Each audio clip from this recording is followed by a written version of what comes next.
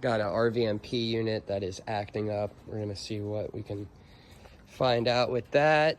If you have an RV. Oh, hello. Yeah. Gotcha. So Steve, check this out. Got a 4,000.